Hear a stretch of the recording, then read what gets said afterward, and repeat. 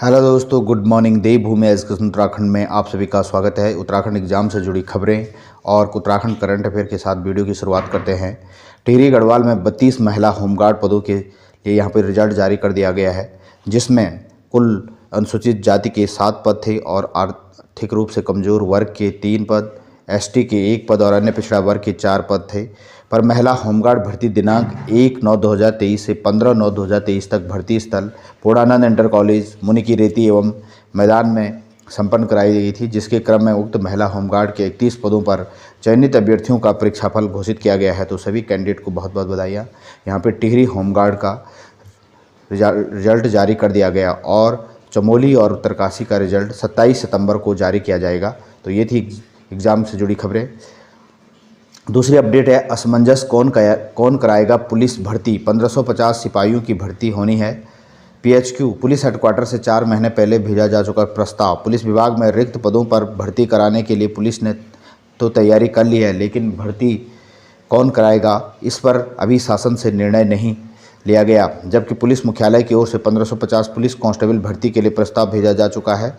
इससे पहले लोक सेवा आयोग ने कांस्टेबल की भर्ती कराई थी। अब अधीनस्थ सेवा चयन आयोग की व्यवस्थाएं भी पटरी पर लौट गई हैं। ऐसे में अब शासन को ही फैसला करना है कि भर्ती का जिम्मा किस आयोग को दिया जाएगा। दरअसल पिछले साल UKSSSC की ओर से कराई गई तमाम भर्तियों पर सवाल उठे थे। एक के बाद एक भर्ती में धांधली की बात सामने आने लगी। कई लोगों को गिरफ्तार भी किया गया। कुछ पूर्व अधिकारी भी पुलिस के चंगुल में आए, जबकि पिछले साल उच्च पदों पर बैठे अधिकारियों को भी अपनी कुर्सी से हाथ धोना पड़ा। ऐसे में पेंडिंग चल रही कांस्टेबल भर्ती को UKSSSC से न कराकर UKPSC द्वारा कराया गया। इसके अलावा प्रदेश के अन्य पदों की भर्ती परीक्षा का काम भी लोक सेवा आयोग को दिया गया, जबकि लोक सेवा आयोग राजपत्रित अधिकारियों के पदों के लिए ही भर्ती कराता है। पिछले दिनों मुख्यमंत्री पुष्कर सिंह धामी ने 1550 पुलिस सिपाहियों की भर्ती कराने की घोषणा की थी। इसके लिए पुलिस मुख्यालय ने भी प्रस्ताव शासन को भेज दिया था। अब सूत्रों के अनुसार शासन इस बात पर फैसला नहीं कर पाया कि इन भर्तियों को कराने का काम किस आयोग को दिया जाए। बताया जा रहा है कि लोक सेवा आयोग ने इससे हाथ खड़े कर दिए हैं। ऐसे में विकल्प UKSSSC है। करीब 1 साल पहले नया अध्यक्ष बनने के बाद इस आयोग की व्यवस्थाएं भी सुधरने लगी हैं। ऐसे में बताया जा रहा है कि जल्द ही पुलिस सिपाहियों की भर्ती UKSSSC कराएगा। तो फ्रेंड्स, यहाँ पे 1550 सिपाहियों की भर्ती जल्द आने वाली, जिसे UKSSSC उत्तराखंड अधीनस्थ सेवा चयन आयोग के माध्यम से किया जाएगा। अधियाचन यहाँ पे पहुँच चुका है। पुलिस की ओर से भर्तियों का प्रस्ताव शासन को भेजा जा चुका है। जल्द ही इस पर फैसला लिया जाएगा। जल्द भर्ती होने से पुलिस विभाग में रिक्त पद भरे जाएंगे। इससे आने वाले समय में प्रमोशन का रास्ता भी खुलेगा। तो ये थी भर्ती से जुड़ी अपडेट। उत्तराखंड करंट अफेयर की पहली अपडेट है, पर्यटन मंत्री सतपाल महाराज ने नैनीताल में की घोषणा। नैनीताल का नंदा देवी मेला राजकीय मेला घोषित। नैनीताल के प्रसिद्ध नंदा देवी महोत्सव को राजकीय मेला घोषित कर दिया गया है। रविवार को नैनीताल पहुंचे पर्यटन मंत्री सतपाल महाराज ने यह घोषणा की। उन्होंने कहा कि नंदा देवी महोत्सव को राजकीय मेला घोषित करने की पुरानी मांग है। सरकार ने इसके महत्व को देखते हुए इसे राजकीय मेला घोषित करने का निर्णय लिया है। अब मेले के आयोजन में सरकारी मदद मिल पाएगी। इस दौरान पर्यटन मंत्री ने जिले में चल रही अपने विभागों की 14.77 करोड़ की विकास योजनाओं का शिलान्यास किया। पर्यटन मंत्री सतपाल महाराज रविवार को नैनीताल क्लब पहुंचे। यहां उन्होंने भाजपा कार्यकर्ताओं के साथ PM मोदी के मन की बात कार्यक्रम में हिस्सा लिया। साथ ही इस बैठक में उनकी समस्याओं पर चर्चा भी की और विभागीय योजनाओं का शिलान्यास और लोकार्पण किया।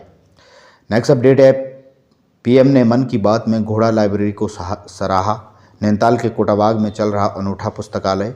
नैनीताल जिले के कोटाबाग में घोड़े पर पुस्तकें लाद कर दूरस्थ गाँव के बच्चों तक इन्हें पहुंचाने की पहल के बारे में रविवार को देश के करोड़ों लोगों ने जाना। घोड़ा लाइब्रेरी नाम की इस पहल की जानकारी देशवासियों को किसी और ने नहीं बल्कि खुद प्रधानमंत्री मोदी जी ने दी। मन की बात कार्यक्रम के जरिए दी।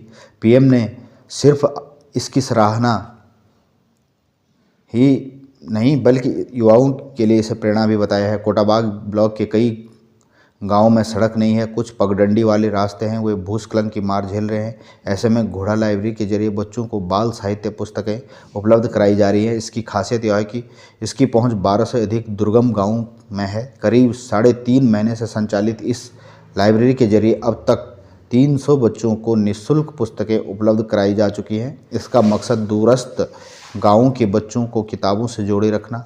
हिमोत्थान टाटा ट्रस्ट की इस पहल से सैकड़ों बच्चे लाभान्वित हो रहे हैं।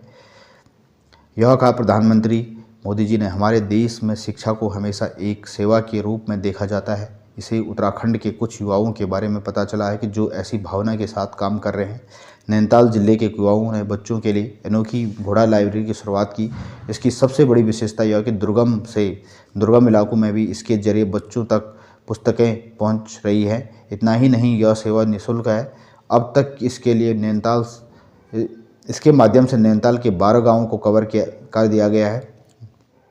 बच्चों की शिक्षा से जुड़े इस नेक काम में मदद करने के लिए स्थानीय लोग भी खूब आगे आ रहे हैं। इस घोड़ा लाइब्रेरी के जरिए यह प्रयास किया जा रहा है कि दूर दराज से रहने वाले बच्चों को स्कूल की किताबों के अलावा कविताएं, कहानियां और नैतिक शिक्षा की किताबें भी पढ़ने का मौका मिलेगा।